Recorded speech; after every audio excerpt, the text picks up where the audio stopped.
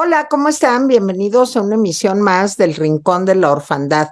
Fíjense que nos equivocamos gravemente. Ahorita lo voy a compartir con mis compañeros, porque pues es Día del Niño. Entonces deberíamos de haber seleccionado un grupo de películas para niños, pero les ofrezco algo. Vamos a hablar hoy de películas de la ciudad de Nueva York, pero les ofrezco algo a los papás que nos están viendo. ¿Qué tal que si nos apuramos mucho, al final nada más damos el nombre de una película que recomendemos para los niños, para que no quedemos tan mal con el público bonito que nos acompaña? Yo soy Tere Vale, bienvenidos al Rincón de la Orfandad. Los huerfanitos, no ha llegado Gaby Guerrero porque se está disfrazando de niña, pero ella pues es niña, entonces no necesita mucho disfraz. Nicolás Alvarado, ¿cómo estás? Pues yo les recomiendo a los papás que les pongan a sus hijos películas sobre Nueva York. Me parece el mejor regalo para el Día del Niño. Es Híjole. la cosa más divertida del mundo y además no les va a alcanzar para llevarlos a Nueva York en mucho tiempo, quizás Sí, nunca. Entonces mejor pongan las películas sobre Nueva York. Es un gran regalo del Día del Niño. sí, pero a los 3 años, pues no creo, ¿verdad? No, Ah, no. la mía, bueno, no digamos la tuya o la de ¿Cómo? Jaime. Sí, ¿Qué? es que de pronto pensé que la mía marginalmente sí podría ser una película que disfrutaran unos niños. Las de ustedes, no sé, la de Jaime la podrían usar para pelearse con su mamá. Exacto. Muy bien, es un arma de defensa. Ok. Bueno, Jaime Guerrero, ¿cómo estás? No, pues la mía sí es una película para niños, ¿eh? Pues es sobre Yo niños sí en todo estoy caso. plenamente seguro que es una película para niños. Hay una historia infantil, una historia de mamás y una historia, pues, de, ¿qué será? Pues fantástica, pero en fin, sí, sí, es una película de niños. Y hay una madre omnipresente y sobredemandante Bueno, como es toda una mamá. infancia. Me han contado, digo. Sí, sí, una madre sobreprotectora, como No, somos todos los sobreprotectora no mamás. es, ¿eh? No es sobreprotectora. Esa no es sobreprotectora, esa No, nada de más es ninguna manera es omnipotente y sobreprotectora. sobredemandante. Bueno, ok, y aquí más bien es el psicoanálisis. Bueno, pues hoy películas de Nueva York y al final, si mis compañeros no quieren, yo sí les voy a recomendar alguna película para niños. ¿Por qué ¿Qué son estamos? películas de Nueva York? Porque Gaby Guerrero lo decidió. Exacto, porque Gaby decidió que eran de Nueva York y bueno, pues está bien. Así son ¿cómo se llama eso? Los autoritarismos, así son. Entonces la Gaby decidió eso y nos plegamos. Su majestad el niño, decía Freud. Si hubiera Su vivido en majestad. estos tiempos y hubiera conocido a Gaby, hubiera hecho su majestad la niña Gaby. Exacto, exacto, exactamente. Bueno, a ver, Jaime, nomás dinos qué foto habla para que veamos la foto. ¿Quiénes son? Yo sé Bueno, pues quiénes aquí son. está Martin Scorsese, no sé cómo los vean ustedes, está Martin Scorsese, en medio está Woody Allen y el otro es Francis Ford Coppola. Son los tres directores que intervienen en la cinta que yo voy a recomendar, que es Historias de Nueva York. Ok. Entonces, es esta película ómnibus de estos tres directores. Muy bien. Y luego ya te vas a manifestar. Pues no sé si pasar por Francis Ford Coppola o por Scorsese. Sí, por Woody Allen no te lo recomiendo en estos tiempos. Pues ya no sé No. si por Scorsese también, pero bueno. Bueno, pues a ver, Nico, comenzamos. A ver, bueno, pues la mía tiene en común algo con la película de Jaime, que es una película parcialmente de actor-director. Eso es una de las cosas. Ha habido algunos pocos actores, directores notables en la historia del cine. Pienso en Charles Chaplin, pienso en Woody Allen y pienso en Gene Kelly, que muchas veces se nos olvida que Gene Kelly fue un superdotado director de cine en sus mejores películas en dupla con otro superdotado director de cine que empezaron juntos, que fueron Gene Kelly y Stanley Donen. Gene Kelly y Stanley Donen se hicieron amigos en Broadway. Gene Kelly era ya una estrella, particularmente de un musical de Rodgers y Hart que se llama Pal Joey, que fue el que lo lanzó al estrellato en Broadway. Stanley Donen estaba en el coro de Pal Joey, se hicieron amigos, Stanley Donen se volvió su asistente coreográfico, se lo llevó a Hollywood cuando fue descubierto por David Selznick y después contratado por la MGM, se llevó Gene Kelly a Stanley Donen a Hollywood y trabajaba como su asistente coreográfico en las películas. Y déjenme hacer una trampa, es una trampa chiquita, y ahora se necesita que Treva le grite trampa, trampa, antes de que pueda yo proseguir, pero no lo hace. ¡Trampa! ¡Trampa! Es una espantosa trampa. Es una pequeña trampa. Lo que pasa es que la película de Nueva York que voy a recomendar sería imposible sin otra película de Nueva York. En 1944, la Metro-Goldwyn-Mayer, que era el estudio que tenía contratado a Gene Kelly, lo presta, eso era una práctica que se daba en la era dorada de Hollywood, lo presta a la Columbia, un estudio mucho más pequeño y mucho menos próspero, para que protagonice Covergirl, un musical con Rita Hayworth, que además era una mujer hermosísima, era una gran bailarina y de vez en cuando pues la Columbia pedía en préstamo a algunos bailarines hombres para hacer películas con ella. Gene Kelly es prestado por la MGM a Columbia para hacer Covergirl, se lleva a su asistente Stanley Donen. Covergirl es un musical perfecta y absolutamente convencional, en el que casi todos los números musicales transcurren al interior de un proscenio, y sin embargo, Gene Kelly, que es una gran estrella para la modestia de la Columbia, convence a Harry Cohn, el director de la Columbia, de que con un número musical en la película lo deje hacer lo que le dé la gana, lo deje experimentar. Y entonces lo que conciben en Covergirl, que es una película que por cierto se desarrolla en Nueva York, Kelly Donen, es un número en donde él está muy abatido porque ha roto su relación con Rita Hayworth, ha interrumpido su relación, ve su reflejo en el espejo y empieza a dialogar con el reflejo, y ese diálogo tiene la forma de un número musical. Es un número musical en el que Gene Kelly baila contra Gene Kelly. Hay un Gene Kelly optimista y un Gene Kelly pesimista que se ve en el reflejo del espejo, y en la calle, es decir, en una calle desierta, abandonada a las 3 de la mañana, aprovecha todo lo que está a su alrededor para hacer un número musical con, por supuesto, una fotografía de doble exposición, para bailar contra sí mismo. Y el número, yo creo que hizo el estrellato definitivo de Gene Kelly. Y el número fue lo que eventualmente convenció a Arthur Freed, el gran productor de musicales de la MGM, de dejar que Gene Kelly dirigiera la película que constituye mi recomendación principal, que es On the Town, Un día en Nueva York. Es una película de 1949, dirigida por Gene Kelly y Stanley Donen, y protagonizada por un elenco multiestelar, que son Gene Kelly, Frank Sinatra, Ann Miller, Betty Garrett, Vera Ellen y Jules Munshin. Bueno, ¿de qué va esta película y cuál es la historia de esta película? También me va a permitir hacer algunas pequeñas trampas, pero las voy a hacer muy rápido. Lo que pasa es que la genealogía es larga. Bueno, durante lo que se conoce como la gran era naval, es decir, la época en que los barcos eran muy importantes y la marina era muy importante en términos bélicos, pero también en términos comerciales, pues era una práctica corriente, cosa que todavía lo es, por cierto, que los marineros estuvieran de permiso y que tuvieran un día de permiso en una ciudad. Lo que retrata esta película es un día de permiso, pero esa trama, la trama en que hay 3 marineros que están de permiso en una ciudad, que conocen a 3 chavas, que viven divertidas aventuras por toda la ciudad y que al final tienen que separarse con un beso después de enamorarse porque ellos regresan al barco. Esa trama básica tiene su origen en una obra teatral de 1922 de Hubert Osborne que se llama Shore Leave, se llama Día de Permiso. A partir de eso se hizo un musical muy famoso en 1927 de Vincent Yeomans que se llama Hit the Deck, que luego se filmó en los años 50 por parte de la MGM con Ann Miller y Jane Powell y Ross Tamblyn y Debbie Reynolds y Vic Damone y Tony Martin y una bola de estrellas. Follow the Fleet, de Fred Astaire y Ginger Rogers, es una versión de esa película también. Y On the Town es una versión de esa obra de teatro también. La trama básica de los 3 marineros de permiso que se enamoran de 3 chavas y viven aventuras se remonta a Shore Leave de 1922. Hit the Deck es una película que vale la pena véanla, transcurre en San Francisco. Lo mismo Follow the Fleet, es una película que vale la pena, véanla, transcurre en San Francisco.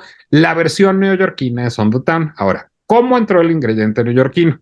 Por un neoyorquino paradigmático. En 1944, vámonos a Nueva York de a de veras, Leonard Bernstein, este grandísimo compositor de música sinfónica y de música teatral, el autor de West Side Story y de tantas otras partituras importantes, tanto de la sala de concierto como de Broadway, escribe un ballet para el American Ballet Theatre, un ballet a ser coreografiado por Jerome Robbins, que se llama Fancy Free, y toma la premisa de los tres marineros de permiso que conocen a Tres Charles. Y ese ballet en 1944 es un gran éxito. Entonces lo busca George Abbott, un gran director de Broadway, y le dice, oye, tu ballet es un éxito, da para hacer un musical.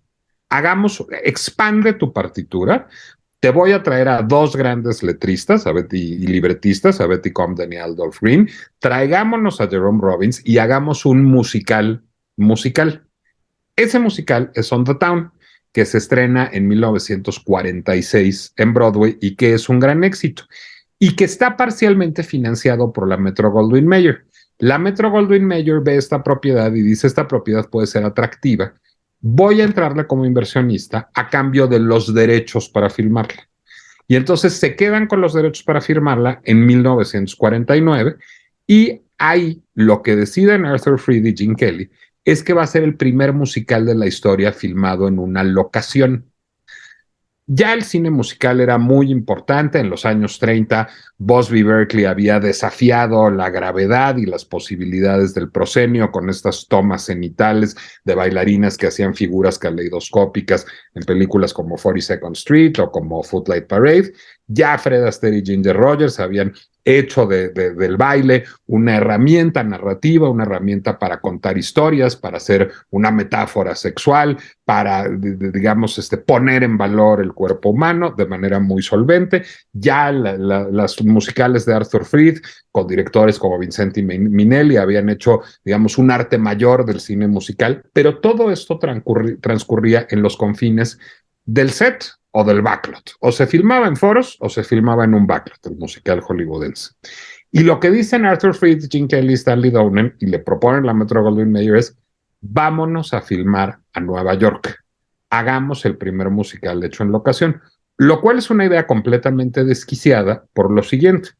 Hacer una película musical es de las cosas más difíciles del mundo, porque primero se graba en un estudio de grabación con una orquesta de proporciones sinfónicas, toda la partitura, sobre eso se montan las voces y los actores tienen que hacer lip sync sobre sus propias voces en unas bocinas gigantescas y tienen que oír lo que dicen las bocinas.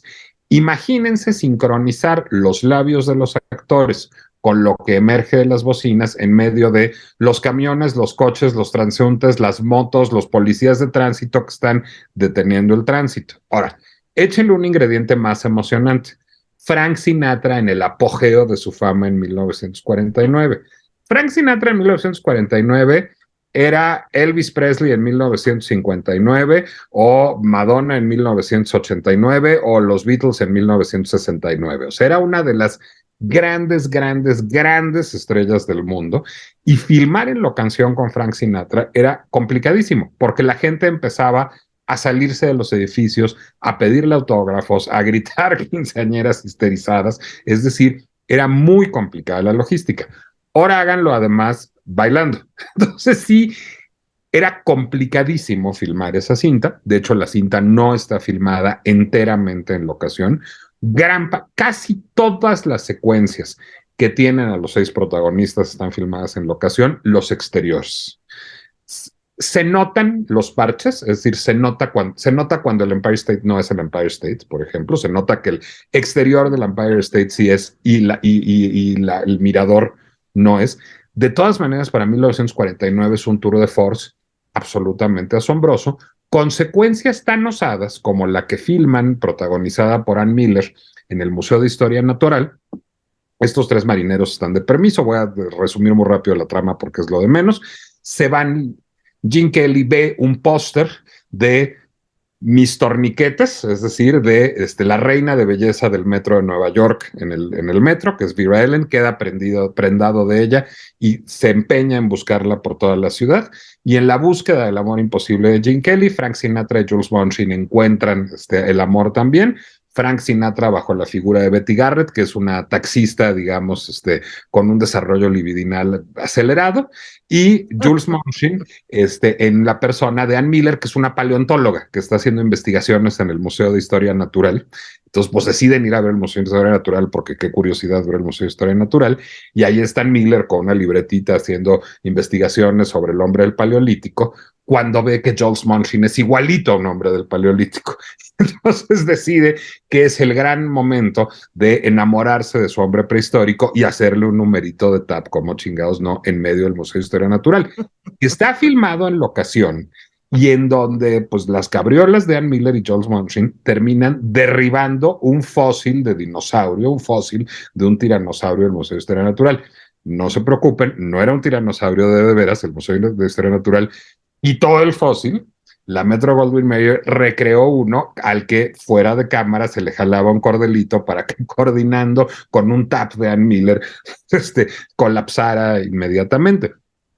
Pero bueno, suponía, digamos, también una coordinación complejísima de producción para filmar en la Estatua de la Libertad, en Rockefeller Center, en el edificio de la Metro Goldwyn Mayer, en el Museo de Historia Natural, en el Empire State, en Saks Fifth Avenue. Es decir, es una película que sí, por supuesto, el muelle de Brooklyn, es una película que da la sensación de estar en Nueva York en 1949 y modifica completamente la estética de el cine musical. Películas de las que ya hemos hablado aquí, como Funny Face, del propio Stanley Donen, filmada en locación en París, o como West Side Story, con involucramiento del propio Bernstein y el propio Jerome Robbins, filmada en el Nueva York mucho más rugoso, digamos, de los años 60, son herederas directas de On the Town. La película que liberó al cine musical de la tiranía del foro y de la tiranía del backlot fue On the Town, y eso la hace una de las películas, pues yo creo que más importantes de la historia del cine en general. La trama es insulsa y divertida, los 6 actores principales están encantadores, la música es en gran medida olvidable, la de Bernstein y las canciones adicionales no es la mejor partitura de Bernstein, salvo por la canción principal, que es New York, New York, a Wonderful Town en la versión de cine, porque decía A Hell of a Town en Broadway, pero eso la censura no lo permitió.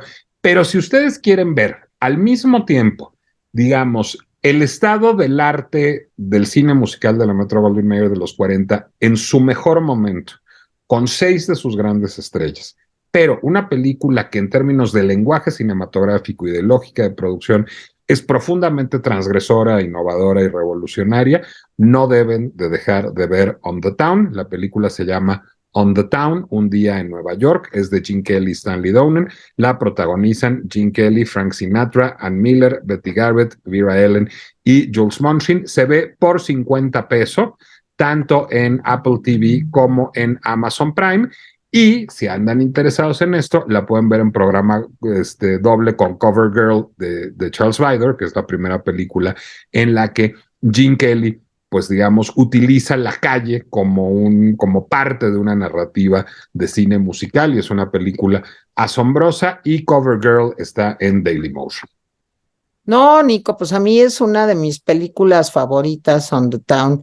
Y luego quiero decir que hubo un reconocimiento a Jerome Robbins, al coreógrafo, al bailarín, en Estados Unidos, en Nueva York, se montó una obra que creo que tú y yo vimos juntos. Es correcto. ¿sí?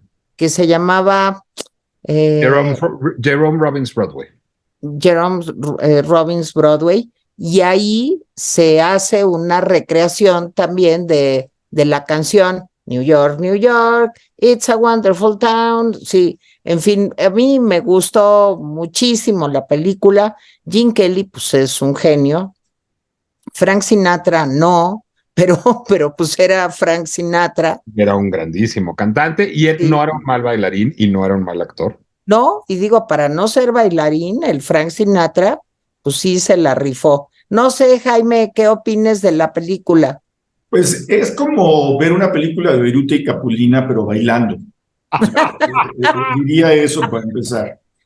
La música es repetitiva, los números de baile son cansados, no tienen imaginación. Es una película que a mitad de la película dice uno, en serio, es como Viruta y Capulina, se encuentran dos chicas, nada más que aquí son tres, y empiezan a andar con ellas. Es una película, ¿saben para qué? Para turistas, o sea, para que les enseñen los principales lugares de Nueva York.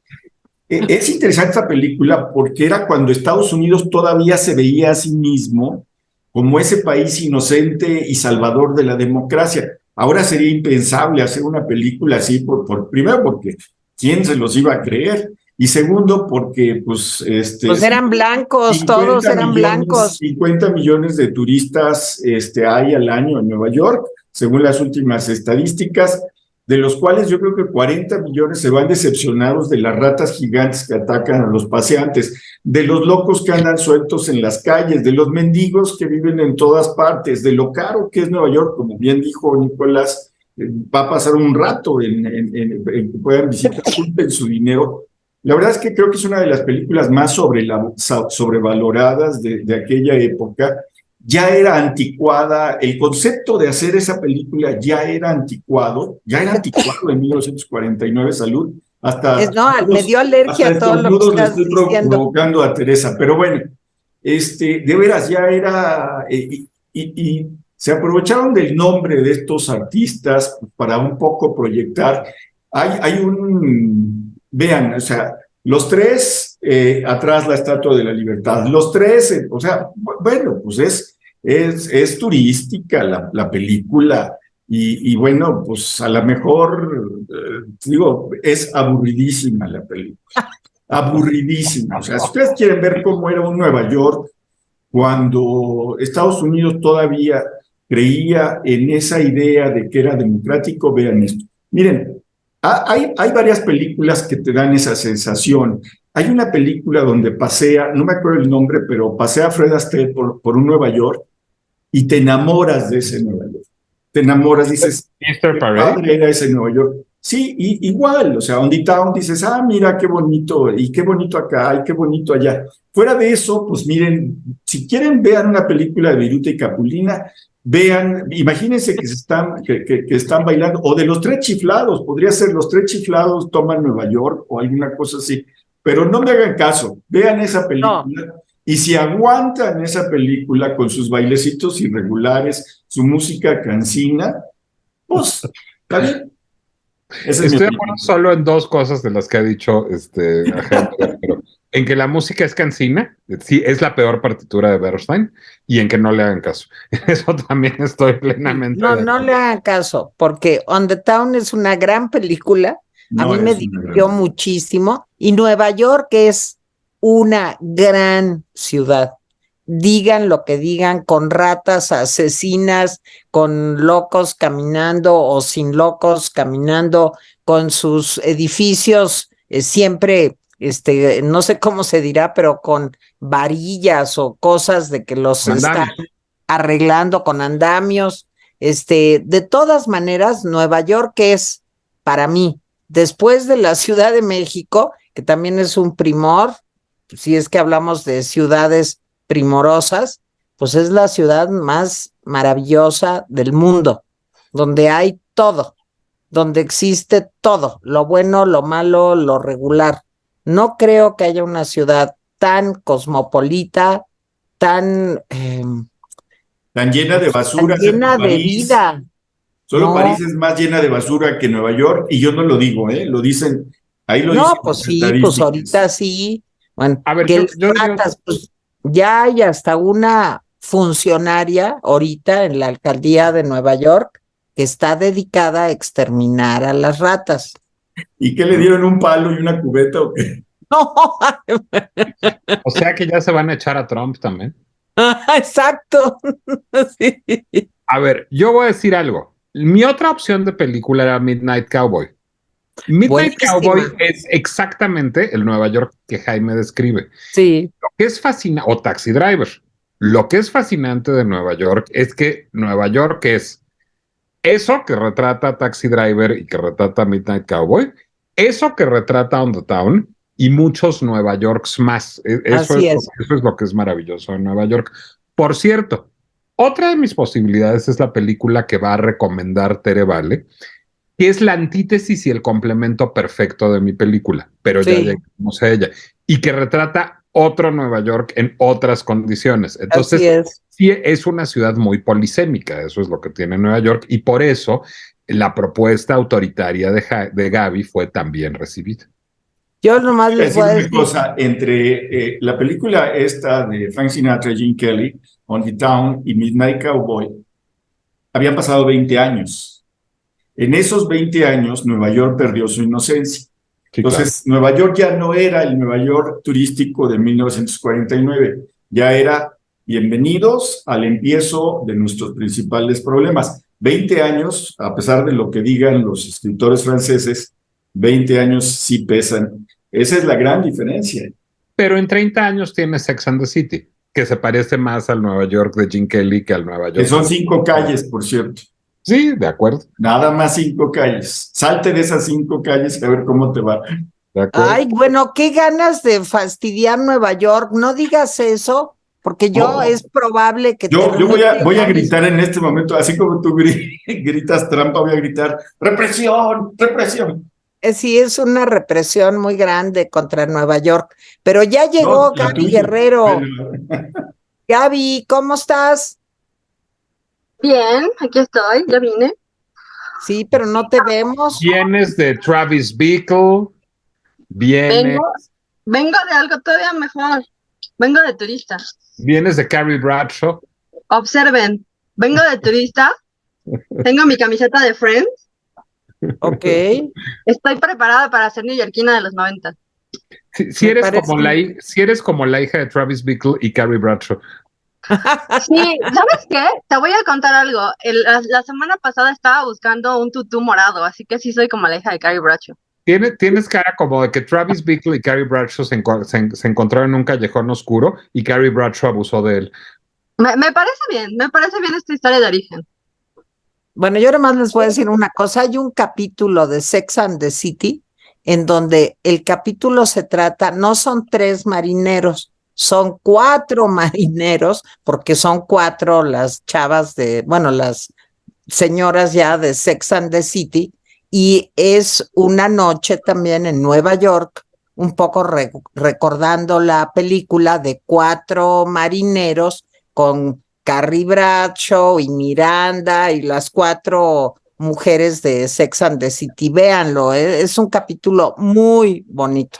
Y creo que Sex and the City es una oda a Nueva York, toda.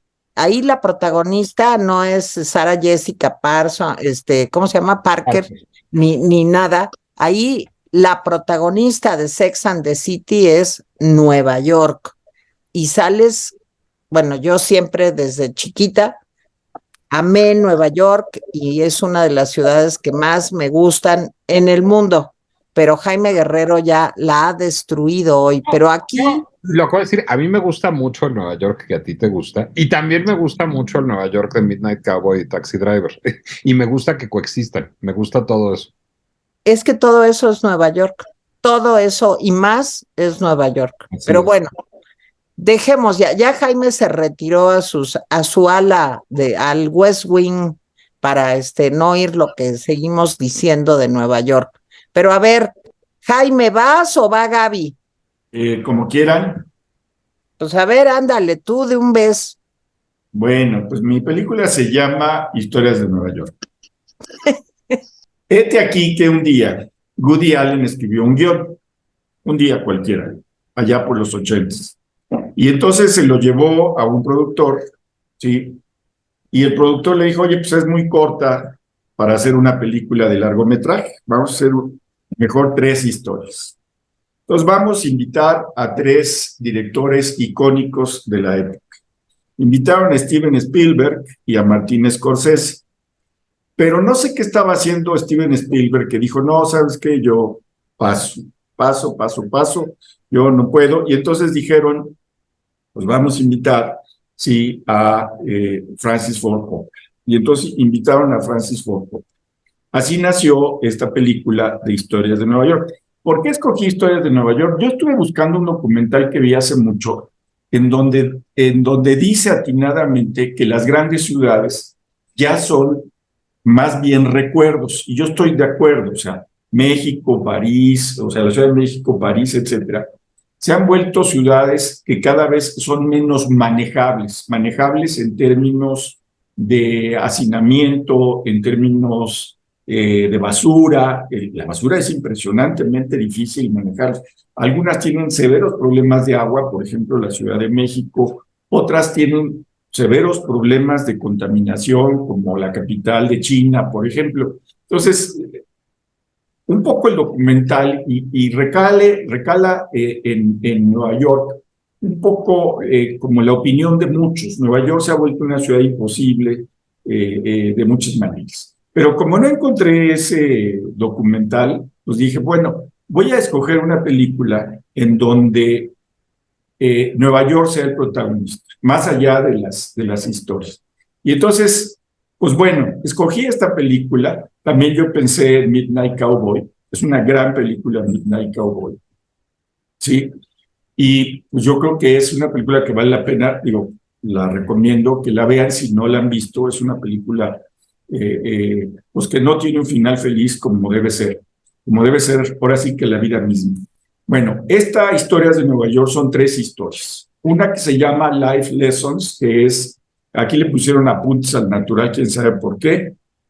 Está dirigida por Martin Scorsese y está escrita o coescrita con Richard Price. Richard Price era un guionista muy talentoso, no sé si todavía viva, pero un escritor muy talentoso, y les voy a decir por qué es importante. Él hizo varios guiones para televisión y otras películas, pero es importante porque aquí el guión y la dirección se complementan bastante bien. La película de Coppola se llama La vida sin Zoe, ¿sí? Así se llama, y está bien traducida del inglés. Y la película de Woody Allen se llama Edipo reprimido, también está bien traducida. Entonces, esas son las 3 historias. A ver, ¿qué dice la crítica? La crítica en general dice que la película de Martin Scorsese es la que sale mejor librada de las 3. Y lo que dicen de la película de Woody Allen es, pues está divertida a secas, no aporta nada, pero pues es Woody Allen, ¿sí? Y la película que fue muy mal recibida fue La vida sin Zoe. Dicen algunos que es la peor cinta que ha dirigido Coppola en su vida. Pues yo les voy a decir, a mí fue la historia que más me gustó. Por frívola, sí, me gustó por frívola. Por sencilla, no es tan sencilla como dice la crítica. Pero cuento lo sustancial, porque vale la pena. ¿De dónde sale Apuntes al Natural, como le pusieron aquí?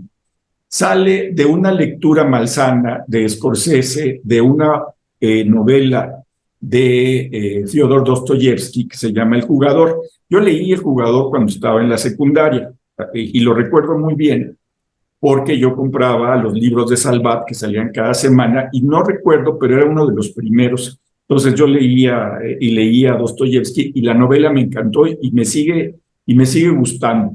Bueno, hay una parte en la vida de Dostoyevsky y en la vida de la novela El Jugador, y esto es importante, en donde aparece un hombre absolutamente entregado a una mujer. Pero cuando digo entregado, no es una historia de amor, sino, digamos, autoesclavizado a una mujer. O sea, esa parte es importante. No es una historia de amor. Este hombre decide que una mujer, ¿sí?, es su dueña y que él va a hacer todo lo posible por darle gusto, aunque ella no quiera. Eso se parece mucho al acoso de hoy en día. Y sí, pero bueno. ¿Quiénes actúan en este Apuntes al Natural? Yo creo que vale la pena porque a veces nos olvida que Nick Nolte sabe actuar y en esta película está soberbio.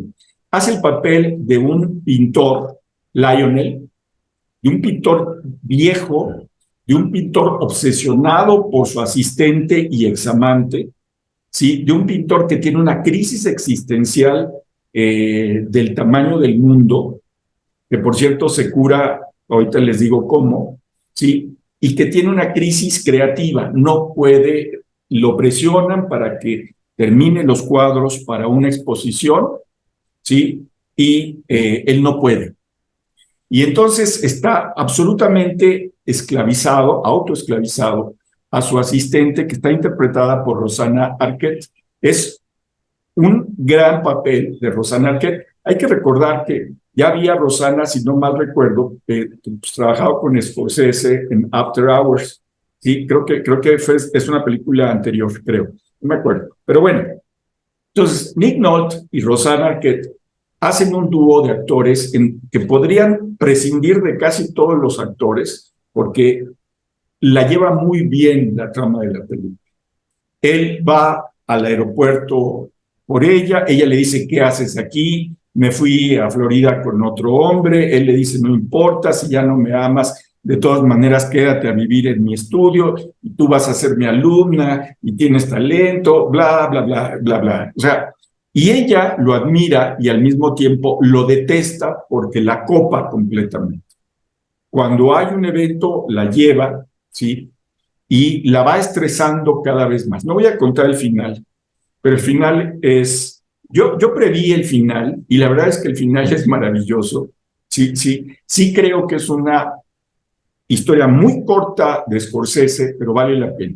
A ver, yo les pregunto a ustedes, los rapidinos hombres, ¿cuándo, si alguna vez han pasado por un episodio, por una parte de su vida en donde deciden que van a ser los esclavos de una mujer, aunque esa mujer no los pele mucho? Y yo pasé por esa etapa cuando tenía como 5 años, porque había una niña que me parecía absolutamente fantástica, que no me pelaba, pero yo estaba dispuesto a llevarle cosas ahí al kinder. Después se me pasó cuando entré a primero de primaria, pero esa es otra historia. Pero bueno, esa parte de la autoesclavitud está muy bien lograda. Hay un gran trabajo de guión, hay un gran trabajo de dirección, y les voy a decir, hay un gran trabajo, por supuesto, de los dos actores. Hay más actores, por supuesto, Nick Nolte y Rosanna Arquette. La segunda me la salto, porque quiero que sea la última. Edipo Reprimido es una película absolutamente divertida, absurda. Alguien decía que estaba muy cercana al realismo mágico. Bueno, Woody Allen hace el papel de un abogado exitoso, a ver quién se lo cree, que tiene una novia que es Mia Farrow, sí, que era su compañera en aquella época, y que pues tiene temor de presentársela a su madre, porque su madre no es sobreprotectora, es controladora. Ella decide lo que está bien y lo que está mal. Entonces, Woody pues, va con el psiquiatra y le dice, pues, ¿cómo le voy a presentar a esta mujer si a mi madre no la va a aprobar, etcétera? Entonces, el psiquiatra le dice, oiga, ¿y usted quisiera desaparecer a su madre? Y entonces es que tiene una sensación, tiene un conflicto con su madre, la ama, pero también la detesta. Y bueno, cierto día lleva Woody Allen, que hace el papel del abogado, lleva a su mamá y a su novia, ¿sí? A Mia Farrow, a una función de magos. ¿Por qué van a una función de magos? No tengo la menor idea, es otro absurdo de la película. Y entonces el mago pide, a ver, una voluntaria, a ver esa señora que está ahí, y esa señora es la mamá de Woody Allen. Y entonces la conducen al escenario, la meten a una caja y dicen, la vamos a hacer desaparecer, y la hacen desaparecer. Y luego el mago dice, pues la vamos a hacer aparecer, ¿y qué creen? No aparece. Y entonces la empiezan a buscar en el teatro, etcétera. Woody Allen primero se siente muy angustiado porque su mamá no aparece, pero después, conforme pasa el tiempo, es, ay, por fin, y yo no tuve la culpa, mi mamá no sabemos, está como el gato de Schrödinger, sí, no sabemos si está muerta o está viva, Pero bueno, no importa. Y un día aparece el rostro de su mamá sobre Nueva York, ¿sí? Sí. Como una especie de ángel terrible, que lo mira todos los días y que le da consejos. Y entonces Woody Allen dice, ¿qué voy a hacer? Ahora todo el mundo sabe. Y por supuesto, cuando dice, es que nunca me haces caso, y claro, la gente le dice, ¿por qué no le haces caso a tu mamá, a las mamás, etcétera, etcétera, etcétera? No les cuento el final, no les cuento el final. Al final también es muy divertido, pero bueno, Woody Allen trata de suicidarse, le quita a una lámpara, le quita el foco, moja su dedo y lo mete a ver si se puede suicidar. Y por supuesto, no se puede suicidar. No se las cuento, vale la pena que la vean. Y luego mi historia favorita, que sí, le preguntaron, fíjense que aquí es muy interesante, porque le preguntaron, oye, maestro Coppola, ¿por qué hiciste esta película? Que la verdad es muy inmensa. Y entonces les contestó, porque pude. Y sí, porque pude. Miren, la historia es de la hija de Francis Ford Coppola, Sofía Coppola. Sofía es Zoe, Zoe es el nombre en griego de Sofía. Entonces, o al revés, bueno, no, creo que es al revés, Sofías en griego, sí. Entonces, es al revés. Entonces, esta historia la había imaginado Sofía Coppola. Sofía Coppola, cuando escribió esta historia, debe haber tenido entre 15 y 16 años, porque la película se filmó cuando Sofía tenía 17 años. Algunos dicen que está inspirada mucho en pasajes biográficos de la vida de Liza Minnelli, que también vivió en un hotel, con sus papás, uno andaba por acá y otro andaba por allá. Pero bueno, entonces, Zoe es una niña que es hija de un flautista, Claudio Montes, que es el mejor flautista del mundo, que está interpretado por un actor italiano que me encanta, Giancarlo Giannini, que tiene películas geniales, ¿sí? Y la mamá, si no mal recuerdo, es Tyler Shore, sí, si no mal recuerdo. Entonces, esta niña, pues, sus papás están separados. Su papá siempre está en giras de concierto y su mamá siempre está en algún otro lado. Entonces la niña crece en el hotel y tiene un mayordomo a sus órdenes. Tiene un mayordomo que pues, lo atiende perfectamente, que la atiende perfectamente, ella va a la escuela, etc. Es una historia muy sencilla, pero tiene una historia, tiene varias historias abajo. Un día asaltan el hotel y vacían las cajas, ¿sí? Y de la caja que era propiedad de su padre, Claudio Montes, se cae un sobre. Entonces la niña toma el sobre y se lo esconde. La niña y el mayordomo y uno de los botones están tirados en el suelo. Y entonces la niña se esconde abajo de ella el sobre. Después, a solas en su habitación, abre el sobre y hay un diamante gigante que se llama la lágrima de no sé qué. Pónganle lo que quiera, Singapur, Rudapur o cualquier pur. ¿Sí? Entonces es un diamante enorme. Y entonces, poco después le pregunta a la niña, oye, ¿y este diamante? Ah, es que un día estaba yo en un país, no recuerdo, árabe, del Medio Oriente, y toqué la flauta. Y esta mujer, que me oyó, que es esposa de un hombre muy poderoso allá, sí, estaba tan emocionada que puso este diamante en mi saco. Y después ya no se lo pude devolver, pero es una cosa horrible porque su esposo es muy celoso y pues le va a pedir ver el diamante tarde o temprano. Me recordó una época, me recordó a una historia de Alejandro Dumas, pero bueno. Entonces, la niña dice, pues creo que me había invitado la princesa a una recepción que va a tener aquí en Nueva York. Entonces, ella y sus amigas se visten, ¿sí? Para una especie de disfraces y van a ver a esta chica. Y la niña se quita un adorno que tenía, que es la lágrima de no sé qué pur, y se la da a la princesa. Entonces, de alguna manera cierra esa historia, ¿sí? Es una historia muy sencilla, es una historia de una niña, pero creo que es un cuento de hadas, hay que decirlo, es un cuento de hadas y así debe ser tomado. Por eso digo que sí es por lo menos esta parte de la película, sí es un cuento de hadas que puede ser para niños, ¿sí? Y ahí cierra esa historia. No les cuento cómo termina, la niña aspira a que sus papás regresen, pero bueno, entonces, vean, aquí sí, por cierto, que hay vagabundos y sí hay basura en este Nueva York en el que yo lo estoy relatando. Y ya. Está en Star Plus. Pues yo les quiero decir que para mí el capítulo de Woody Allen con la mamá esa omnipresente que aparece en el cielo me pareció realmente genial. ¿Por Y qué no es me extraña que esa haya sido la parte que más te haya gustado? Exacto, te has de ver identificado con más de un personaje de esa película. No, pues sí, claro, todas las mamás somos como esa mamá. Es que bueno, ahí es donde Woody Allen se vuelve, aunque a Gaby no le guste y tendrá mucho que decir, pues un hombre genial, porque ese es el arquetipo total de la mamá judía y de las mamás en general, o sea, siempre De atentas, las siempre. mamás mediterráneas, digamos.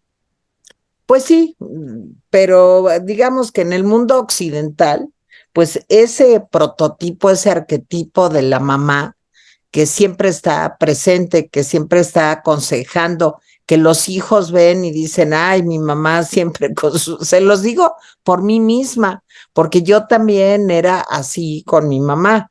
Entonces, bueno, a mí eso me encantó, aparte la manera de presentarlo de Woody Allen, el sentido del humor, la profundidad, además de lo que está diciendo. Para mí es la parte que más me gustó, aunque la película, las tres historias me gustan. Sin duda, para mí mi favorita es la de Woody Allen. Pero no sé, Gaby, Nico, ¿qué opinen? Bueno, pues en mi caso, la película de Woody Allen siempre ha sido muy útil para molestar a mi mamá y antes de eso a mi abuela. Es la más floja de las tres, pero es muy buena y es yo creo que el buffer perfecto entre las otras dos. A mí me gusta mucho la película y yo coincido con Jaime en que la película de Coppola ha sido muy injustamente tratada. A mí me parece extraordinaria. Y me parece que las tres hacen, digamos, un buen tríptico de historias agridulces de Nueva York y de un Nueva York que es también agridulce. Es un Nueva York que tiene basura, pero que tiene glamour, que tiene mucha neurosis, que es al mismo tiempo homenajeado y repudiado por los tres cineastas que están identificados hasta las cachas con la película. Las tres historias, digamos, tienen una dosis mayor o menor o de humor, pero son tres historias muy tristes. A mí me parecen, si no obras mayores de ninguno de los tres, grandes caramelitos en la obra de Tres enamorados de Nueva York y me parece que como tal la película se sostiene muy bien. A mí me encanta Historias de Nueva York. A mí también. ¿Y tú, Gaby, la viste? No la vi, no la vi. Y solamente voy a decir que Woody Allen lo odio, ya lo saben. Mi odio por Woody Allen es conocido por todos lados. Es mi sueño que un día Woody Allen sepa que yo lo odio. Pero solo voy a decir Parece que película de Woody Allen. no me parece que, o sea, no me parece que este Nueva York que tiene vagabundos y no sé, en esas 4 o 5 cuadras de Sex and the City sea más real que el otro Nueva York. O sea, es como decir, bueno, pongo todas estas cosas malas y entonces es más real. Y es como, pues no, no realmente, porque los dos son reales. O sea, es Pero como los dos salen en esta película. lo sé, pero es como ver a Marte duele y decir, el lado de Ulises es el México más real que el lado de la chava, que no me acuerdo cómo se llama la chava, por cierto. O sea, no es cierto, las dos ciudades de México son reales, los dos Nueva York son reales, entonces no se me hace que sea más sincero o lo que sea. Me opongo a todo eso que dijo mi papá de que Nueva York es malo y terrible. No. Francamente voy a decir algo, todas las ciudades son inventos de la ficción. O sea, Gracias. lees de Londres, lees de la Ciudad de México, lees de París, ves a Superman en Kansas y luego vas a Kansas o vas a Londres o vas a París y no son lo que leíste, no son lo que viste, porque son enteramente distintas. o sea, al mismo tiempo sí puedes ver pequeñas cosas que dices, bueno, se parece un poco a lo que vi y leí, pero no son eso. No, no todas las ciudades son falsas, todas son ficción, todas son ficción. Y luego a veces vas a estos lugares y te gustan y a veces no. Claro, a Nico y a Teresa me parece que les gusta mucho Nueva York. Muchísimo. Personalmente Muchísimo. he ido a Nueva York una vez y fui al Nueva York bonito y fui al Nueva York feo y me gustaron los dos. Y tengo relaciones como muy, muy malas y muy buenas con los dos Nueva Yorks, pero me parece que todas las sugerencias han sido buenas. No vería esta. Sí, no vería esta, pero me parecen bien. Pero yo te diría, yo diría que incluso hay más de un Nueva York bonito y más de un Nueva York feo. Es decir, es suficientemente diversa para que venga en varios empaques el Nueva York bonito y el Nueva York feo, y para que haya cambiado con el tiempo. O sea, yo conocí Times Square como un horror. Yo conocí el Times Square que yo conocí en 1983, era el Times Square de Taxi Driver. De acuerdo. Ahora es horrible, pero de otra manera, ahora es Las Vegas. Entonces, es una ciudad que también ha cambiado con el tiempo. No, no es Las Vegas. Es Times Disney. Square, ahora Es Disney. pues es lo mismo, ahora Las Vegas No, es también. no, es Disney. Yo Fíjate, prefiero el Times Square que conocí en 1983, sí. pues miren, yo creo que yo soy la que conozco Nueva York desde tiempos inmemoriales, porque yo conocí Nueva York en 1965. Imagínense nada más. Pues yo era chiquita, tenía 15 años y me llevaron de viaje a Nueva York de regalo de mi cumple y estaba la Feria Mundial de Nueva York, Qué que padre. todavía existe el globito que era emblemático, una escultura, digamos, como un globo mundial, a la entrada de la feria la Feria Mundial de Nueva York. Y parte de las estructuras, según yo, la están rehabilitando para hacer conciertos y hay algunos restaurantes y cosas así. Es Pues, recentísimo eso, es como, yo lo conozco, pero es como el año pasado. no, yo el globo nuevo sí lo llegué a ver otra vez, pero yo desde que conocí Nueva York, pues sí, me pareció que era el lugar donde quería yo vivir, el risueño poblado en donde me gustaría vivir después de México. Pero bueno, ya ven que yo soy, ahora sí que como se dice, flor de asfalto.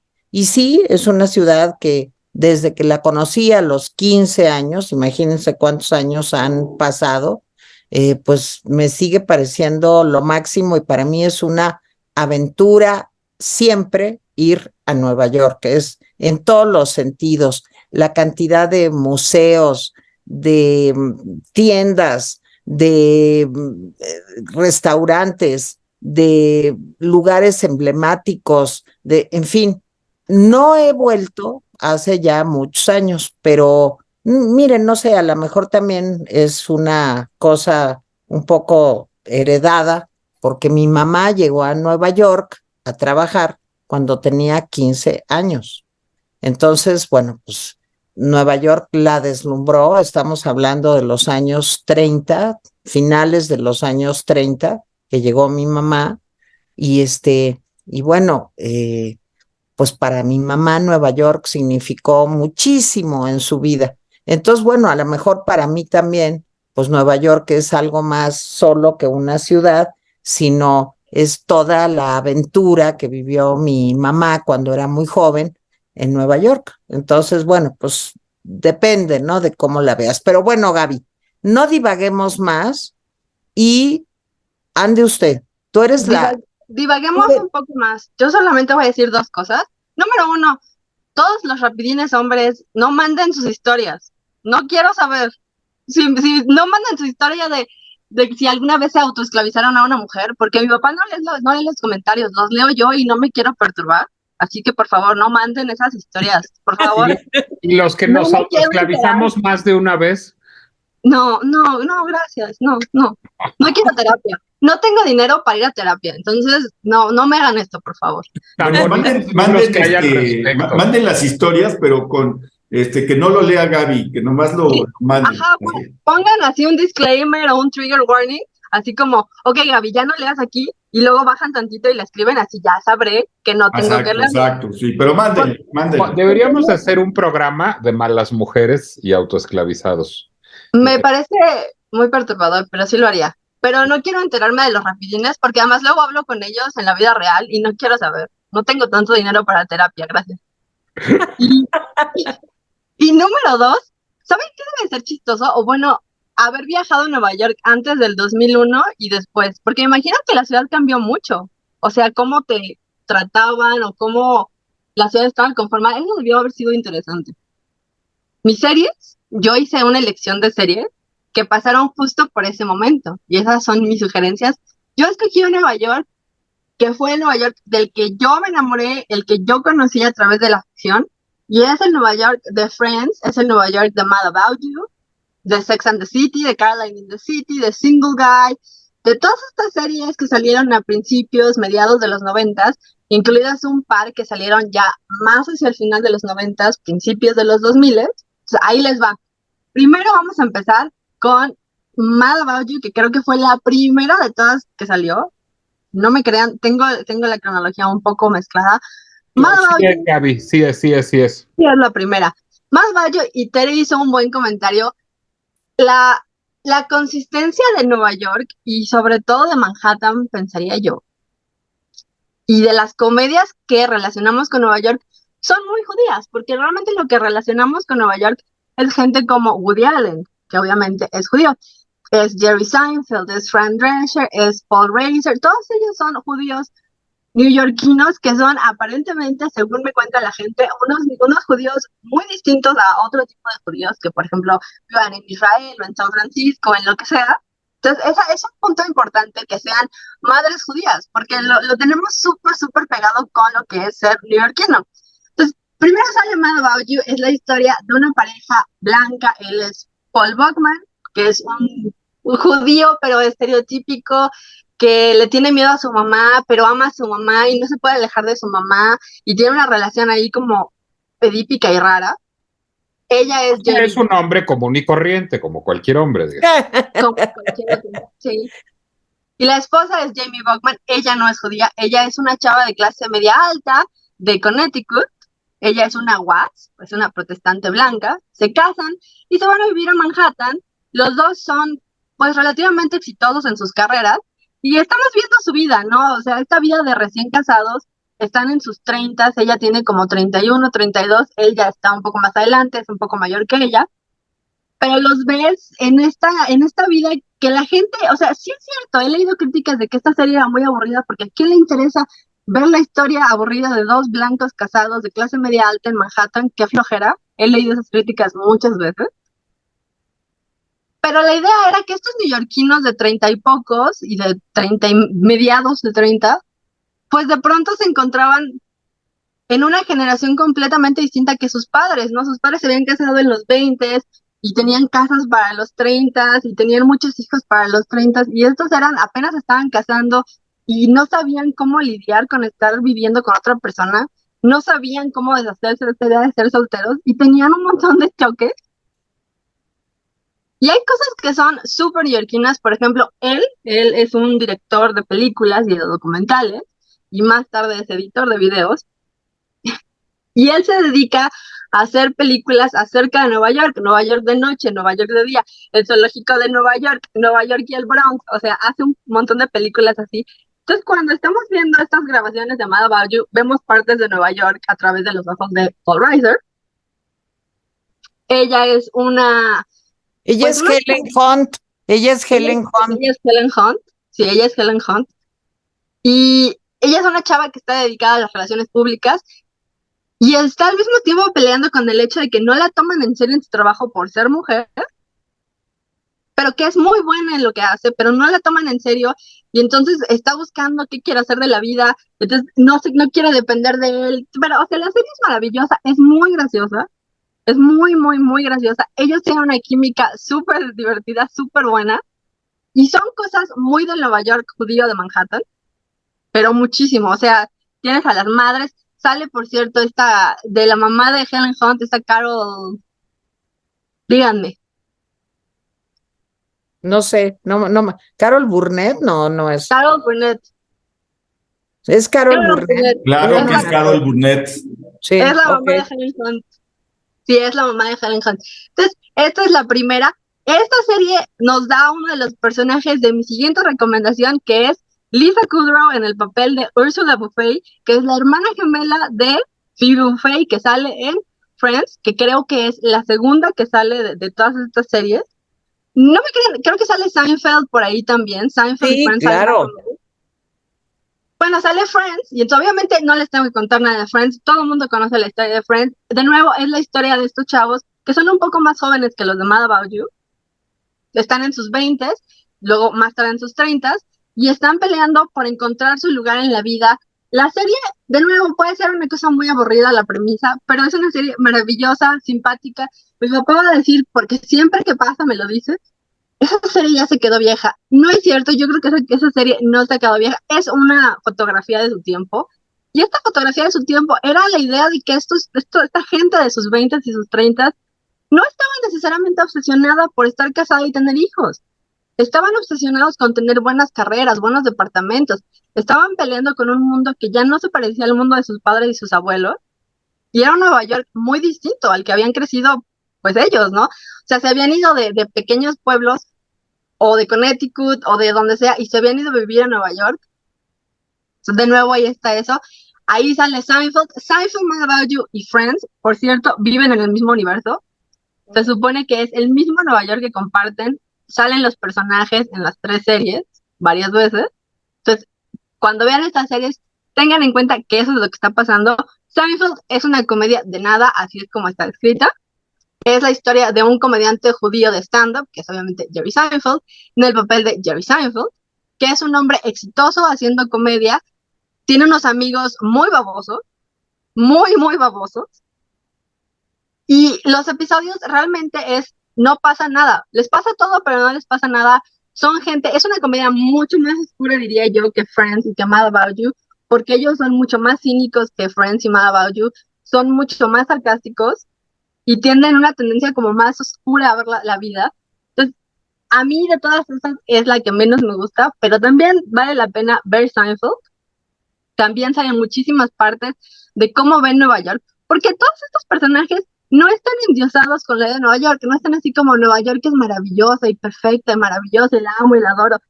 Odian Nueva York. Todos estos personajes dicen, los departamentos son pequeños, la basura huele por todos lados, siempre hay problemas de limpieza, de agua, de plomería, de lo que sea, siempre lo dicen, siempre, o sea, saben lo que es Nueva York, saben lo que es realmente, pero al mismo tiempo no podrían vivir en otro lado.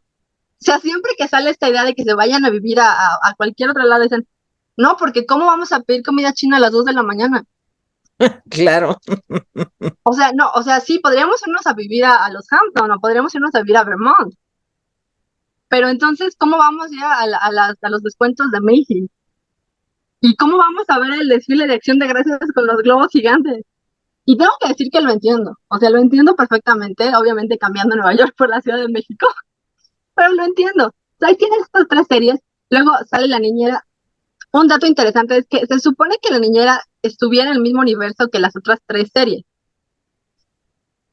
pero no se podía por problemas con las cadenas, no se pudo hacer eso. Pero el personaje de Janice en Friends se supone que es un proxy de Fran Drescher. Por eso tiene la voz molesta, el cabello alto y la ropa ajustada. Se supone que es un proxy, pero se supone que estuviera en el mismo universo que ellos. La niñera, de nuevo, tenemos muchísimos personajes judíos, Jerry Seinfeld, Paul Buckman, Fran Drescher, todos estos son personajes judíos muy específicos de Manhattan. Obviamente esta es la historia de una chava pues creo que ella es de Brooklyn o de Queens, no me acuerdo. De Queens, ¿no? Sí, de Queens. Y se va a vivir a una mansión con un millonario británico, se pone de niñera a pesar de que nunca ha sido niñera de nada, y obviamente no les tengo que contar, la niñera era fantástica, de todas es mi favorita. Ahora, se va a vivir porque ahí trabaja, porque lo hace sonar como si tuvieran un tórrido idilio, se va a chambear. Sí tiene un tórrido idilio. No, tienen un flirteo intelectual que asumimos después del último capítulo que va a desembocar en un tórrido idilio. Yo no sé, hay un episodio de la primera temporada donde les pican las orejas y Solamente voy a decir eso. ¿Dónde habrán estado esas orejas? Por ejemplo, la niñera me parece que es una cosa un poco más real, digamos, porque, por ejemplo, el Nueva York de Maxwell Sheffield y de sus hijos era el Nueva York de la clase alta, era un Nueva York de limusinas, de calles limpias, de cosas de escuelas privadas y clubs y todas estas cosas. Y el Nueva York de la niñera era un Nueva York de descuentos. De hecho, siempre está yendo a las tiendas de descuentos. Era el Nueva York de tener que cruzar el puente para llegar a Manhattan porque vivías lejísimos. Era el Nueva York de las rentas congeladas, porque sus padres viven pues en un departamento de rentas congeladas. No me pidan explicar qué son las rentas congeladas. Sé que quiere decir que no pagan tanto, pero eso es lo que es. Entonces era un Nueva York completamente distinto. Y entonces ella se va de Queens y se va a este Nueva York y empieza ella misma a desarrollar gustos completamente distintos. De pronto se encuentra diciendo, mi café favorito del Village y mi café favorito de por acá, porque viene ella de otro Nueva York completamente distinto. Entonces creo que es un poco más sincero en ese sentido. De nuevo, luego vamos con Sex and the City, que creo que sale más bien hacia mediados de los 90. Sex and the City es la que menos conozco, pero es la que sale más Nueva York, digamos. Salen mucho a la calle, van a restaurantes, van a lugares icónicos, van a museos. O sea, sí ponen a Nueva York mucho más en el centro que las otras series. También es la que menos aguanto, pero ahí está, véanla también. Y finalmente les voy a recomendar últimas dos. Will and Grace. Will and Grace nos lleva a otro Nueva York, que es el Nueva York de la gente gay. Porque las otras series tenían pequeños personajes gays, no eran personajes principales generalmente, y de pronto tenías Will and Grace en donde dos de los personajes principales, que eran Will y Jack, eran gays. Y tenían estas mejores amigas, que eran heterosexuales, ellas, que eran Grace y Karen. Y era un Nueva York completamente distinto, porque a pesar de que estaban en la misma zona, digamos, era Manhattan, y esta era gente que ganaba bien, digamos, que era clase media alta, se enfrentaban a otros problemas. Se enfrentaban a otros problemas de amor, otros problemas de relaciones, otros problemas de ser aceptados en una sociedad que pues no se sentía bien al respecto de ellos. Entonces, Will and Grace creo que es la segunda mejor de estas recomendaciones. Y finalmente les voy a recomendar una que sé que nadie ha visto aquí, excepto probablemente Nicolás, y es Gossip Girl. Gossip Girl es una serie que está basada en una saga de libros, y esta saga de libros obviamente está basada en una historia real. Esta mujer, la autora, se enteraba pues de los chismes de unos chavos de una escuela privada de Nueva York, de Manhattan obviamente, y los escuchaba hablar de sus vidas y de las cosas que hacían. Y todos estos chavos que tenían 14, 15, 16 años, tenían vidas de adultos porque tenían cero autoridad parental, porque sus papás eran hiper exitosos, nunca estaban ahí. Entonces estos chavos tenían acceso a un montón de dinero, un montón de tiempo libre y un montón de crueldad. Y entonces hacían cosas terribles, pero verdaderamente terribles, y vivían solamente en este pequeño mundo. La autora se enteró de estas cosas, escribió pues una versión ficcionalizada de la vida de estos chavos, y así es como se creó la serie Gossip Girl. Todo el mundo vio Gossip Girl y dijo, no puede ser, o sea, esto no es cierto, no es real que los niños de escuelas privadas de Manhattan puedan ser así. Y salieron un montón de chavos de escuelas de Manhattan a decir, no, pues sí es así. O sea, la neta, sí es así. Y sí pasan estas cosas. Es una serie interesante también en el sentido de que Gossip Girl era un personaje que nadie conoce hasta el final de la serie, que pues obviamente hacía chismes, ¿no? Escribía chismes acerca de estos chavos en sus vidas y los publicaba en su blog. Pero es interesante en el hecho de que esta serie sale, pues digamos, a principios del uso común de los blogs y los smartphones, y no tenía, obviamente no había TikTok, no había Instagram, creo que apenas estaba empezando Facebook, entonces no había la viralidad que tenemos ahora, pero de algún lado todo el mundo en Nueva York, todo el mundo en el Upper West Side estaba enterado de quiénes eran estos chavos. Eso pasó también en la vida real, eso pasa ahorita en la vida real con los chavos de escuelas privadas de Manhattan, y resulta que era una serie que de veras puso a Nueva York en el centro porque salían mucho, iban a los puentes, tomaban fotos, hacían muchísimas escenas por ejemplo, en Central Park, iban a la Estatua de la Libertad, iban a restaurantes icónicos de Manhattan. Y de pronto empiezan a llegar estos personajes que son de Brooklyn, y entonces se van a Brooklyn. Y Brooklyn de pronto en ese inter había pasado de ser pues un lugar así como medio jodido, cerca de Nueva York, en donde nadie quería vivir, a ser lo que es ahora, que ahora Brooklyn es pues un punto cultural, está lleno de diversidad, está lleno de centros culturales, está lleno de vida, de restaurantes. Obviamente ya es un lugar muy caro donde vivir. Y entonces en ese intercambio ahí, entonces vemos muchísimo de Brooklyn, vemos muchísimo de Manhattan y vemos muchísimo a veces de Queens. Entonces ahí están todas mis recomendaciones. Yo me enamoré de este Nueva York ficcionalizado, finalmente fui y me di cuenta de varias cosas. Por ejemplo, no hay tanta gente blanca en Nueva York como en estas series. Todas estas series son predominantemente blancas y heterosexuales. Obviamente me di cuenta de que Nueva York era mucho más diverso que eso, pero no quiere decir que ese Nueva York no exista para alguna gente, solamente no existía para mí. No era exactamente así, no era un mundo bonito y bello y perfecto.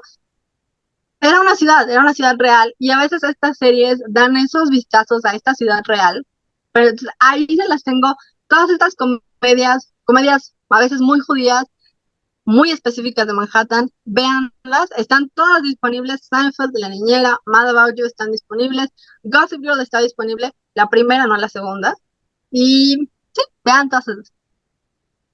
Bueno, yo creo que has mencionado muchas series que yo no he visto completas, pero Sex and the City, sí, yo era súper fan, la vi toda y era, bueno, admiradora de Carrie Bradshaw total. O sea, fue una serie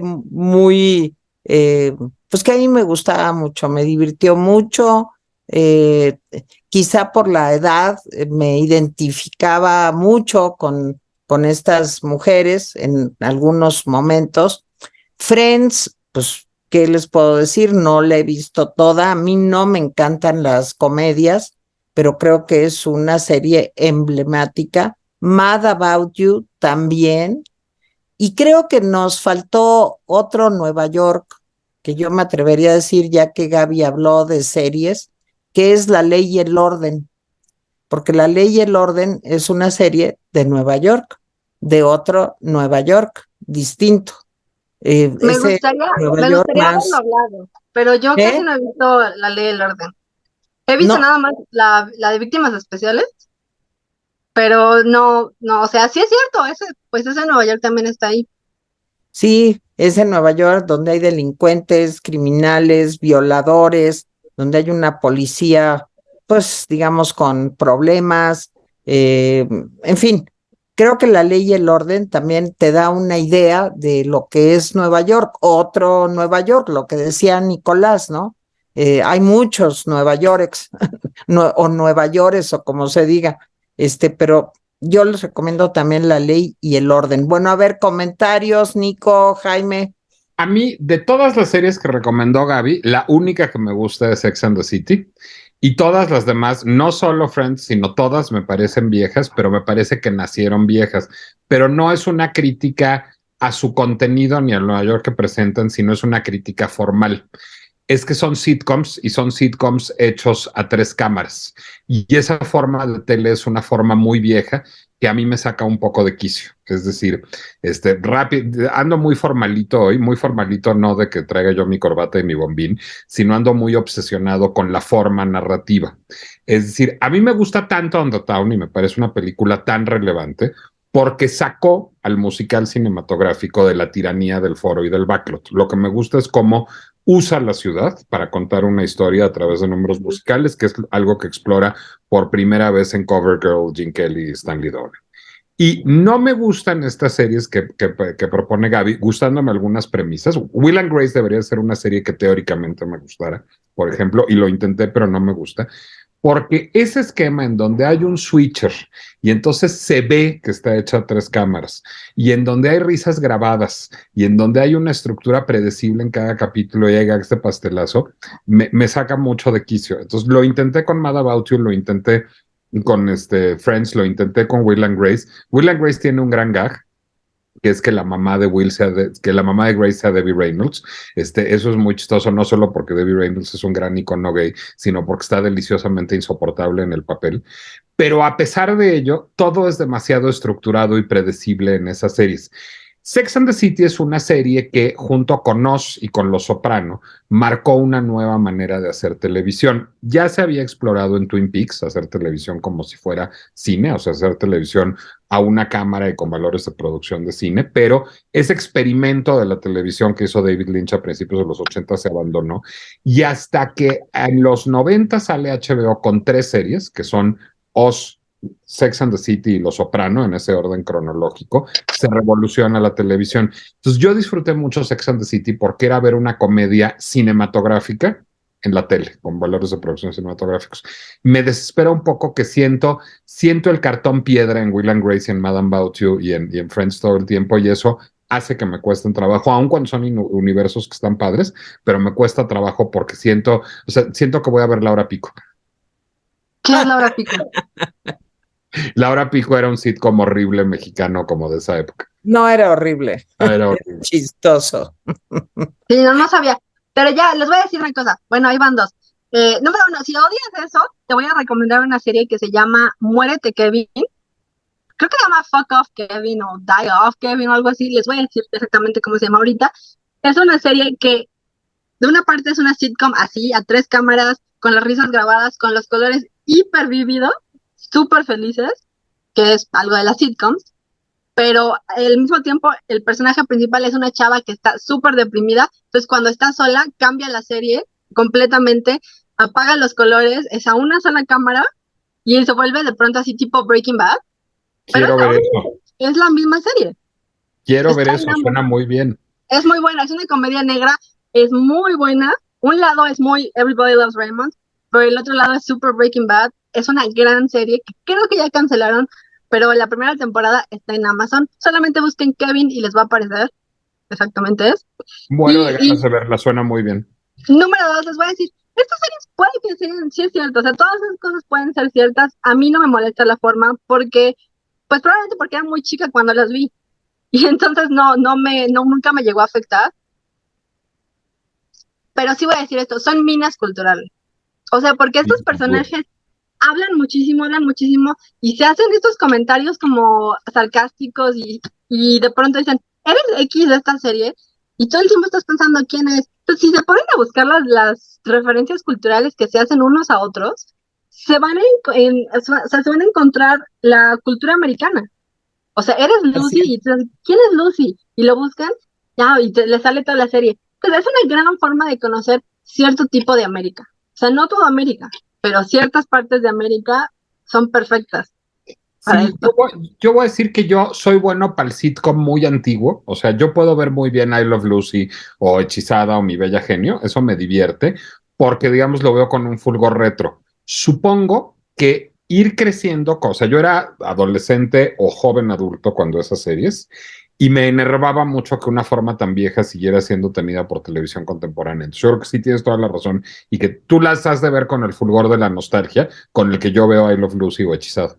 Y también es por eso que no la odio, pero probablemente no me resuena tanto esta de Sex and the City, porque los otros personajes hasta cierto tipo podía como atraparlos, ¿no? Los podía entender, pero Sex and the City era la historia de 4 tipas que se iban y se acostaban con medio Nueva York, y entonces pues nunca era así como... Pero no era eso.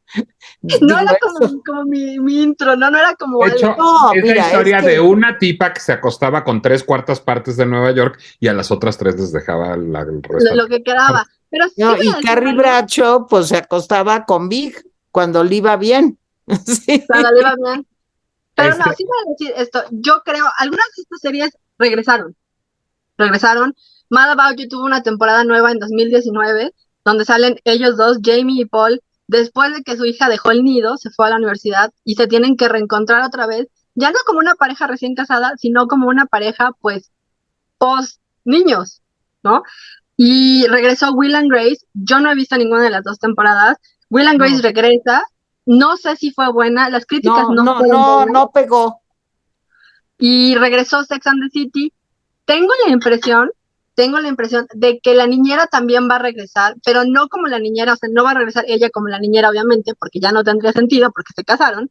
Va a regresar la serie con ella como un personaje, con Fran Drescher como un personaje, y la niñera va a ser una chava negra. Va a ser básicamente la misma historia, pero la niñera va a ser una chava negra. Entonces, me da la impresión que estas series regresan por nostalgia, así como, ay, quiero ver qué le pasó a mis personajes amados, pero no necesariamente debieron haberlo hecho. O sea, como que a veces las series debieron haber terminado y ya. Yo Bueno, sé una vámonos. cosa rápida, aunque está hecha una cámara y los valores de producción son impresionantes, a mí no me gusta Gossip Girl. Lo intenté con mucha fe porque era una serie que tenía todo para gustarme, pero me aburrió al capítulo 8. El reboot ya ni lo intenté, pero la mejor versión de Gossip Girl no es Gossip Girl, sino es una película en la que se basa Gossip Girl, que es Cruel Intentions, que es una adaptación de Las amistades peligrosas de Rodrigo de la Clos, pero trasladada a una prepa neoyorquina de niños ricos con Ryan Philippe, Reese Witherspoon y Selma Blair. Y Sarah Michelle Gellar. Es una gran película. La de Buffy.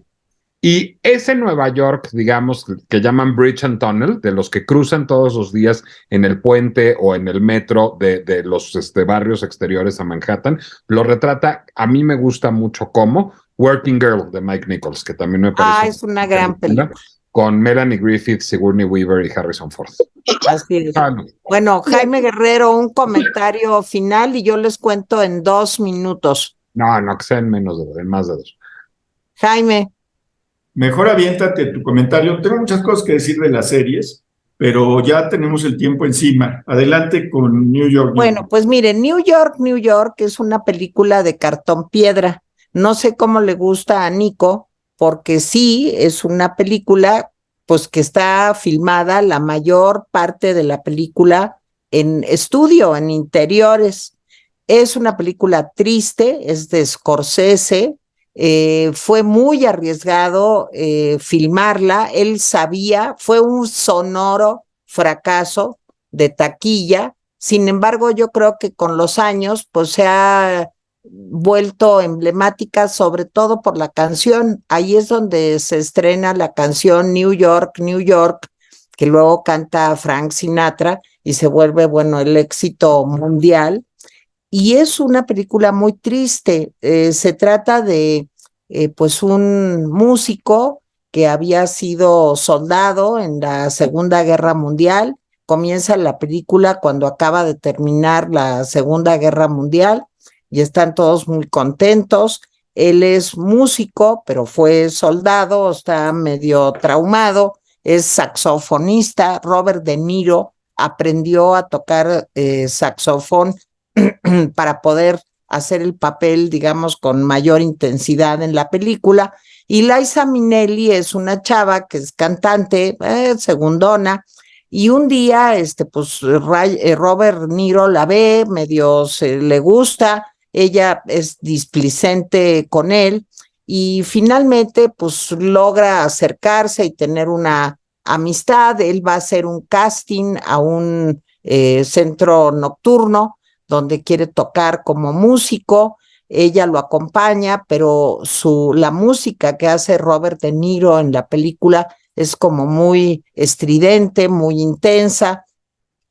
Liza Minnelli empieza a cantar porque se da cuenta de que va a ser un desastre y que no lo van a contratar porque no es el tono en el que debería de estar para el tipo de lugar en el que quiere trabajar.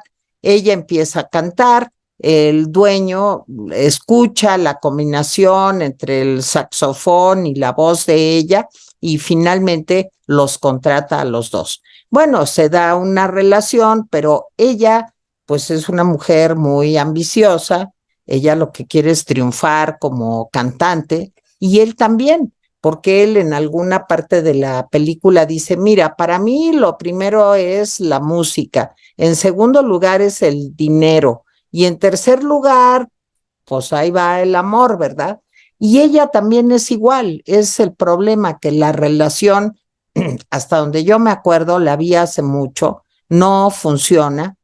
Y yo creo que Scorsese, a propósito, hace una película que se vea de cartón piedra, donde pues hay, todo se ve como muy escenográfico, no se ven paisajes o lugares abiertos, hay escenas de lluvia, pero hasta esas se ven pues como de estudio, y la película pues termina mal. Ella triunfa como cantante, él se vuelve director de su orquesta, pero finalmente se dan cuenta, tienen un hijo, una hija, pero finalmente se dan cuenta de que esa relación no va a funcionar y ella toma su camino y él también, y aunque están enlazados, digamos, emocionalmente, pues se dan cuenta que sus ambiciones pues no les permiten estar juntos. Esa es New York, New York. Creo que vale mucho la pena. El momento estelar de la película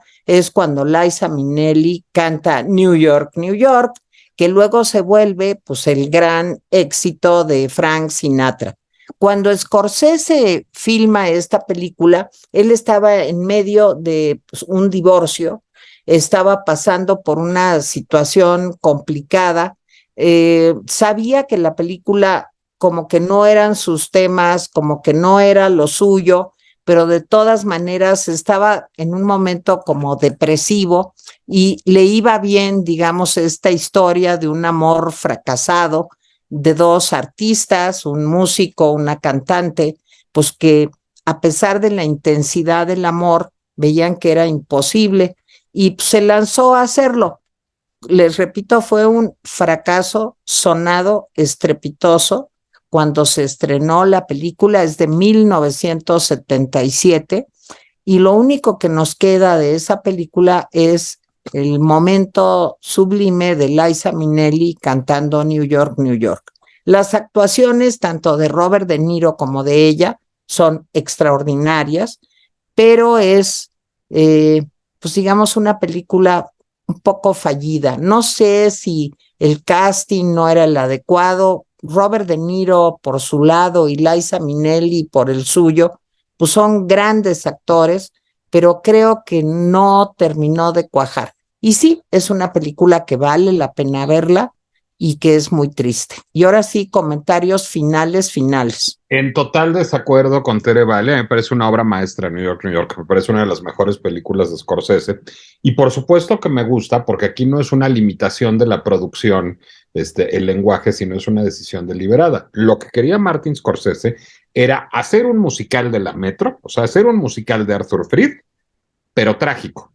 O sea, lo que quería era conservar una forma consagrada, que era el musical de la Metro que subvirtió On the Town, el musical hecho todo en foro y en backlot, deliberadamente teatralizado, pero ponerle una historia de la realidad realísima, y eso logra. La historia es absolutamente perturbadora, porque uno empieza viendo la película creyendo que Robert De Niro es un sociópata y Liza Minnelli es una buena chica y es su víctima. Y conforme va avanzando la trama, vas viendo que él, pues digamos, tiene formas un poco rugosas, pero es un buen tipo, y que ella es un monstruo de la manipulación y el egoísmo, y que ella lo está utilizando para sus fines propios y que es capaz de sacrificar lo que sea con tal de triunfar. Y Pero eso él también, menos. él lo dice. Sí, ella no, pero ella es más egoísta que él es más capaz de sacrificio. Martin Scorsese y Liza Minnelli vivían una relación amorosa muy intensa y apasionada en aquella época, que incluso llevó a Martin Scorsese a dirigir a Liza Minnelli en Broadway, en una obra que se llamó The Act, que fue un fracaso, porque Martin Scorsese no era un director La vimos, Broadway. Yo no. yo sí.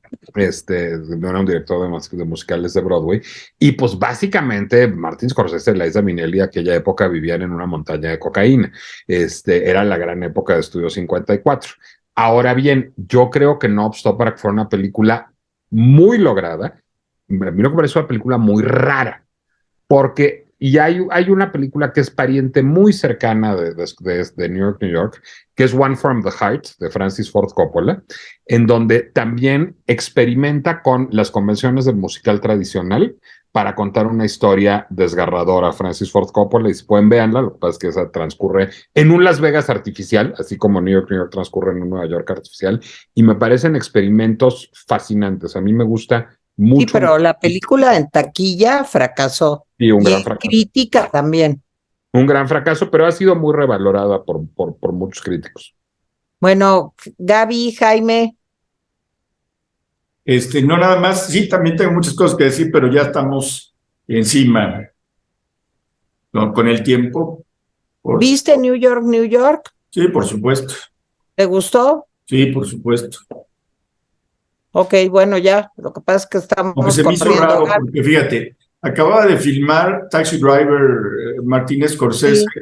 luego filmó esta película New York, New York, y luego, si no mal recuerdo, Toro Salvaje. Entonces, es interesante porque si tú no supieras que era Martínez Scorsese y Robert De Niro, pensarías que eran tres directores diferentes y tres actores diferentes. O sea, es importante eso. Claro, llegas y sabes, pero si no lo supieras, parecen tres directores diferentes, tres actores diferentes. Yo no Bueno, De sabía. Niro sí es un sociópata en las tres. Pero son tres sociópatas diferentes. Sí. Gaby, ¿la viste? Sí la vi, sí me gustó. ¿Sí la viste y sí te gustó? Sí la vi, sí me gustó. Deja verte porque ya nos vamos. ¿Ahora ya nos vamos? Voy. ¿Ya? Ya nos Ellos vamos. ya se van a hablar de cosas menos edificantes de las que hablamos. Hijo, pero bastante menos edificantes. Oigan, yo quiero decir aquí en el Rincón de la Orfandad que estamos tristes, que le damos el pésame a la familia de Alejandro Ope.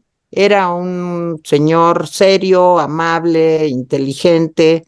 Le mandamos un abrazo y yo creo que lo vamos a extrañar mucho como uno de los grandes analistas en el tema de seguridad. De verdad, un abrazo de parte de todo el Rapidín, también del Rincón de la Orfandad, porque yo sé que Nicolás también trató con él, Jaime y yo lo entrevistamos varias veces. Un abrazo. Bueno, yo digo rápidamente, pueden leer a Nicolás Alvarado en el periódico El Heraldo de México los miércoles y pueden ver La Pinche Complejidad, su podcast, todos los viernes. No, no lo pueden ver, Lo pueden oír, perdón. Si lo Sí, pueden sí, ver sí, es que si ya no fumen esa hierba, pero y lo lo pueden. pueden ver en Latinus, el programa nocturno de Carlos Loret de Mola, los viernes a las 9 de la noche. Déjame hacer un comercial veloz que es el que sí quería yo hacer. Y Sí. a partir del próximo martes, de este martes 2 de mayo a las 7 de la noche, estaré haciendo un cineclub justamente en el Palacio de Iturbide, en el Palacio de Cultura Banamex, ahí en Avenida Madero, en el Centro Histórico, sobre cine y arquitectura. Y la película que voy a presentar este martes 2 de mayo es Berlín, Sinfonía de una ciudad, de Walter Ruttmann, que es una de las grandes películas sobre arquitectura. Si se dan una vuelta al Palacio de Iturbide el próximo martes a las 7 de la noche, me va a dar mucho gusto. Esto es en el marco de la exposición sobre Sordo Madaleno Arquitectos, que además está buenísima y vale la pena que la vayan a ver. Tienes que reservar, comprar Nada, los boletos. que llegar, la exposición es gratis, el cineclub es gratis, tú llegas al Palacio de Iturbide y ahí Banamex invita al cineclub y la primera película es Berlín, Sinfonía de una ciudad, de Walter Ruttmann, martes 7 de la noche. ¿Va a ser todos los martes? Todos los martes. Oye, ¿y no vas a hablar del manantial? Sí, claro que voy a hablar del manantial. Ah, yo eso no me lo puedo perder. Y de Amarte Duele, que también habló de ella, oiga, mi Guerrero, también voy a hablar. Muy bien, Nicolás, pues el martes, Palacio de Iturbide a las 7 de la noche. Gaby, ¿nos das tu correo? Sí, les voy a dar mi correo, pero antes voy a decir felicidades a Alexa Logan porque hoy es su cumpleaños y me vas a ver mañana, pero es hoy. Realmente es un día falso. Pero feliz cumpleaños. No te voy a cantar porque no soy Terevale. Feliz cumpleaños, Alexa. Luego te canto. Gaby canta más bonito, mucho, mucho Ahí más va, ahí bonito va que mi yo. correo. A ver, va. Gaby.guerrero.rapidin@gmail.com. Gaby.guerrero.rapidin@gmail.com. Muy bien, Gaby, muchas gracias. Jaime Guerrero, te podemos ver todos los días en el Rapidín y te podemos además leer en El Economista los viernes, ¿verdad? Sí. Bueno, y a mí, pues aquí también, en el Heraldo de México los viernes, en etcétera los lunes, y en Atypical los miércoles a las 11 de la mañana, cambio de horario, miércoles 11 de la mañana en vivo, cosa que me da mucho gusto. Señores del Si Rincón ustedes de la vieron Malditos Orfandad, Shrek, y si suben la vista al cielo, ahí van a ver a Tere Vale. Yo cada vez que subo la vista al cielo, ahí veo a regañándolo, desde luego. Bueno, pues como buena mamá judía. Bueno, adiós, gracias. Adiós. Bye. Bye.